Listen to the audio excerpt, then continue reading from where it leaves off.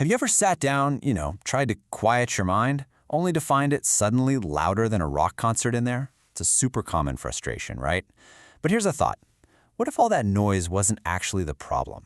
What if it was the very first step on a path to a kind of stillness you've never even imagined? Well, that's the path we're going to explore together. So this is the big question, and it's kind of paradoxical, isn't it?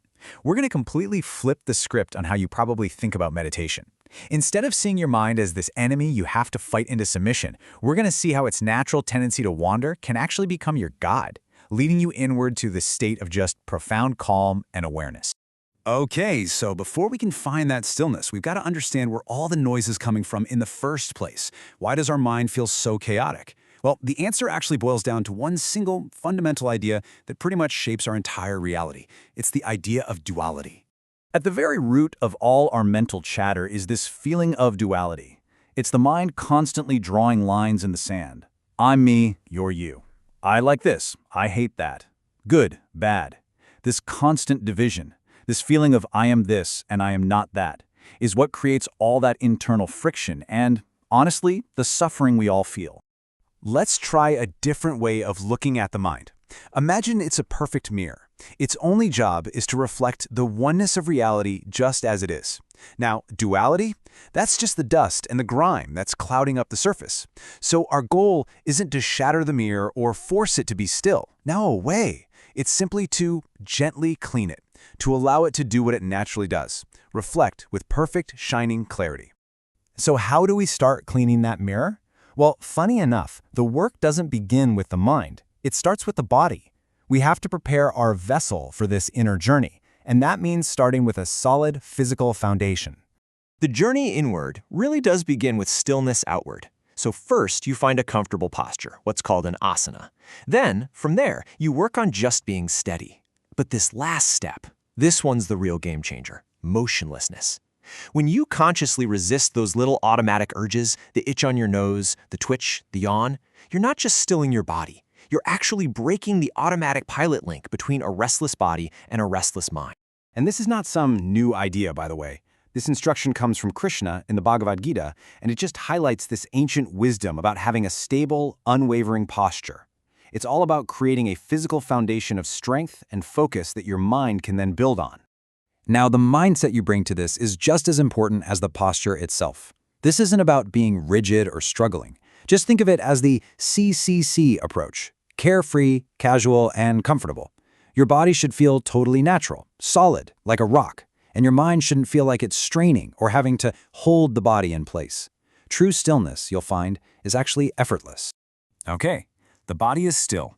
But what about that monkey mind, right? The one that's still jumping all over the place. Well, this is the real turning point. We're about to see how that wandering mind isn't a bug in the system, it's a feature we can actually use. This really lays out the two different paths you can take.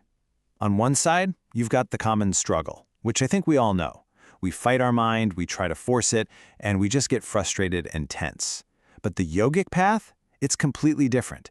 It's about guiding the mind, giving it a job to do, and turning all that restless energy into a powerful tool for focused awareness.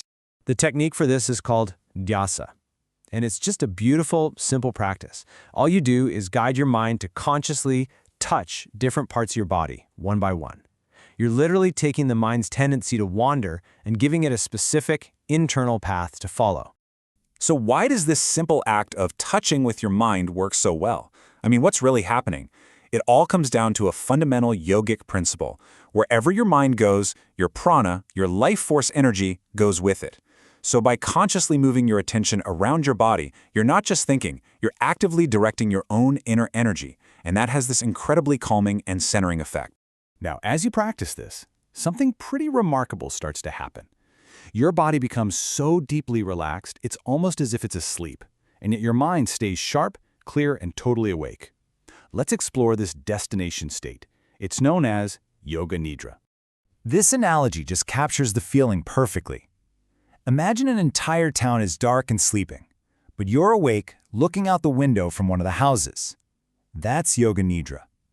Your body is completely at rest, totally asleep, but your awareness is fully present, just observing from within. You become the silent watcher in a sleeping town.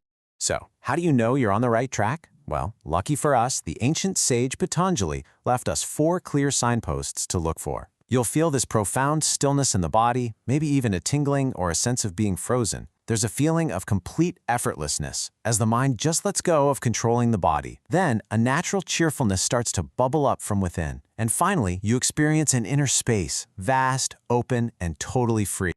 All right, now for the final piece of this whole puzzle. This is the most subtle part, but honestly, it might just be the most powerful teaching in this entire practice. It's like a secret key that unlocks a much, much deeper level of awareness. So what on earth could this mean? Worship at the point of the meeting of day and night.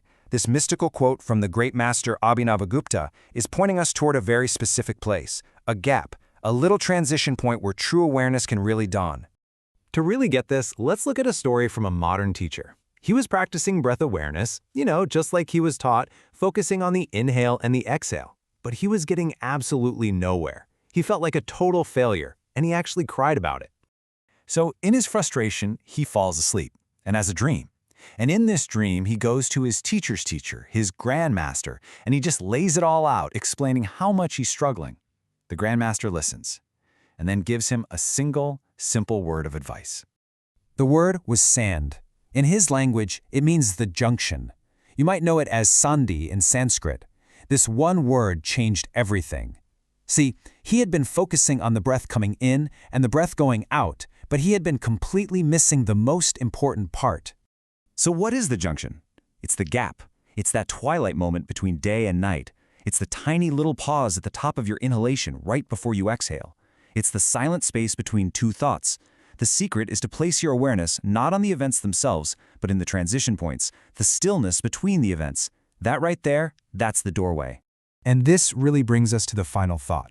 This practice isn't just for when you're sitting on a meditation cushion. Think about it.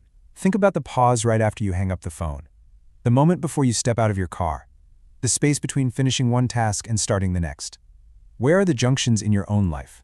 Because every single one of them is an invitation, a doorway into a deeper state of presence and true inner stillness.